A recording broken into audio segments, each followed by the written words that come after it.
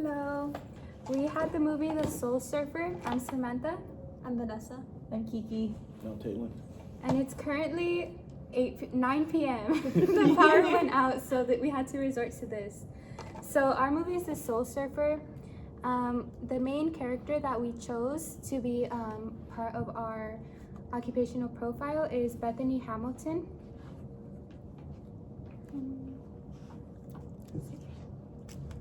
So the occupational profile summary: Bethany Hamilton is a 13-year-old athlete. She's a student, a daughter, a friend, and a church member. Her primary diagnosis is upper extremity amputation on the left side. The reason she is seeking OT: she would like to return to her meaningful occupations. She is learning to adapt her lifestyle around her disability. Her self-care, social participation, and leisure are areas of focus. And she has a strong desire to return to surfing and regain independence. So the model that we chose is the model of human occupation, MOHO. So first, how would you view your client through this theory model? So MOHO is divided, and we have areas such as volition, habituation, and performance capacity. So for volition, Bethany holds a confident and competitive nature. She lives by the ocean and creates relationships through the shared love of surfing. Habituation: Bethany lost the habitual occupation of surfing. It's a disruption in her athletic lifestyle. For performance capacity, due to the amputation, her performance capacity is altered. Her mental resilience is tested, and she is encountering new changes. The group and population of adolescents dealing with trauma injuries is our focus group for the next two questions. So how would you view a group through this theory model? A group would be viewed by shared roles, routines, and motivations. They would be able to engage in interventions to improve performance skills together. So we can have interventions that relate back to their shared love for surfing and athleticism. How would you view a population through this theory model? We can take a closer look at their shared occupations, societal deficits, and barriers they face in their environments. Okay, and the framework that we chose is the biomechanical frame of reference. So the biomechanical frame of reference identifies function and dysfunction in several areas: trunk control, mobility, and positions related to ADLs. Assisted devices are introduced to enhance occupational performance. So the frame of reference aligns with this model of choice, MOHO, because her motivations, roles, habits, and patterns revolve around getting back to her hobby of surfing, which requires physical effort. The use of this frame of reference and model together can lead to a greater outcome in her physical recovery and reconstruction of self.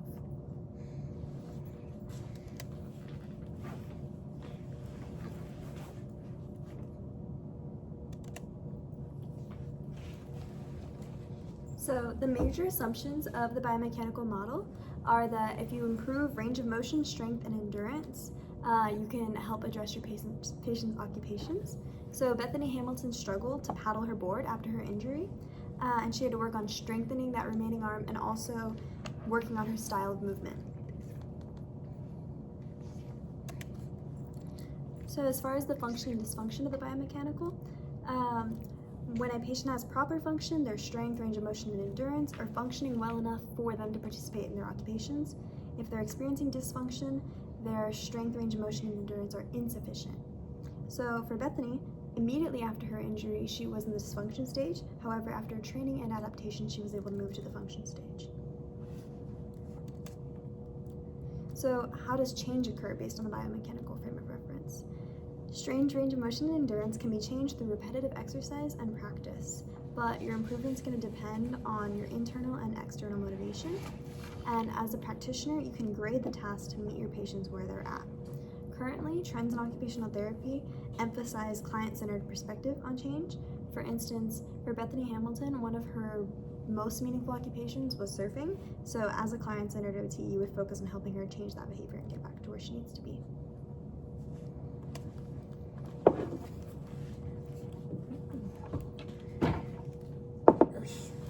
forgive. This is very new for us. All right, so one of the things that we looked at was what would be assessed according to MOHO. And so one of those things is looking at her habits, her occupational identity, and her volition. So with her habits, we're going to be looking at and assessing her disrupted routines, her loss in her roles, and new patterns that are needed. So with that being said, Bethany was a competitive athlete, so her habits were, going to school, surf practice, and then volunteering for anything in her church community.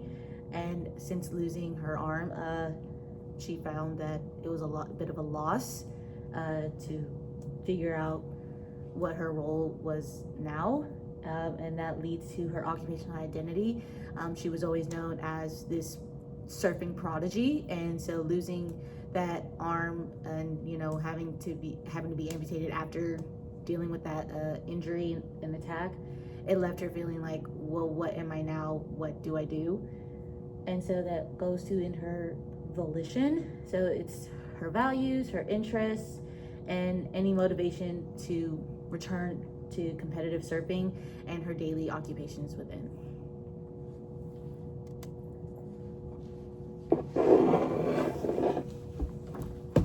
Perfect. So now I'll be talking about what are the intervention guidelines when you're using the MOHO model as well as the biomechanical frame reference. So interventions that are based on MOHO will highlight Bethany's restoring her sense of self-sufficiency and re-engaging in her meaningful occupations that she once loved before her amputation.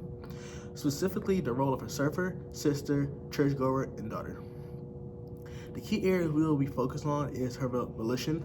As occupational therapists, what we'll do, we'll create a questionnaire to ensure that surfing is still her main primary interest, that she still loves surfing as what she did, that she didn't lose her interest of that after her amputation. We want to understand that it is still a major occupation she loves. We want to ensure a task with one hand early to give her confidence. So we want to ensure anything that she's doing right now, give her confidence, and she keep going with her volition. Next area we'll be focused on is rehabilitation. We will develop on one hand new ADLs that she did before amputation.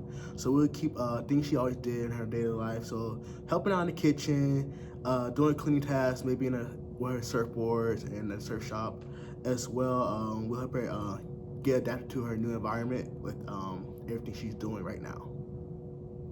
So going into the environment, what we'll do is the environment, we'll make it very adaptive for her. We'll make the environment adaptive to where she can adapt after her amputation, where she can make things more accessible. So what that can be is modifying her social and physical environment. So having family members to support her, be there for her, and assist her day by day until she get back to her normal state after her amputation. Another thing we'll do is we'll make her,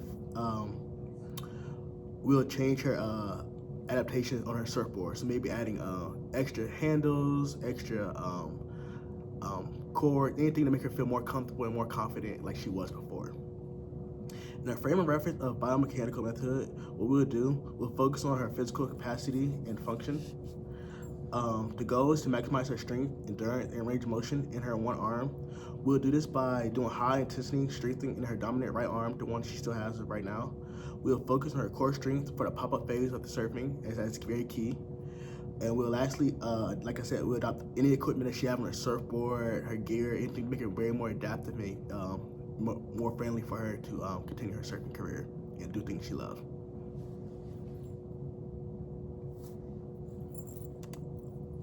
The possible outcomes that will be sought is increase her independence to ADLs and IDLs using unilateral strategies, re-engagement in meaningful occupations, which are surfing, school, community involvement, as well as we've seen the movie she once loved before her accident, and also improve her confidence, motivation, overall participation in her ADLs in her day-to-day life.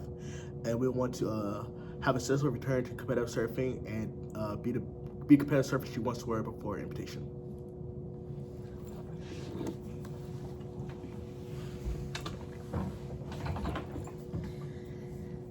So in summary, for Bethany Hamilton's case, this all highlights her the role of occupational therapy in supporting individuals to adjusting to life-changing injuries while also trying to strive to return to meaningful occupations.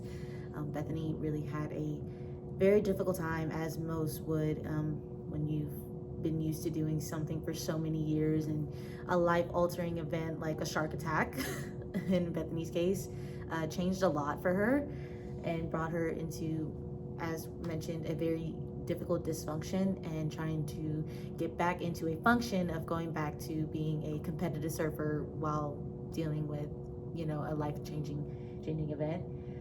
So together, both the model MoHo and the frame of reference, the biomechanical method, they demonstrate how occupational therapy integrates holistic, client-centered theory with the practical and performance-based intervention. And so for Bethany, we are very much hopeful that these successful outcomes will include restoring her participation in her meaningful roles, increase her independence in ADLs and IADLs, and improve her physical performance, and also strengthen her sense of identity and capability.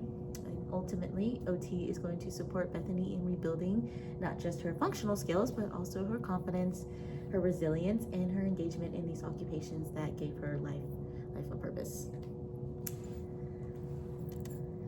So these are our references. We thank you guys so much for your time and understanding for what we were doing. Hope you guys have a great night, day. Great.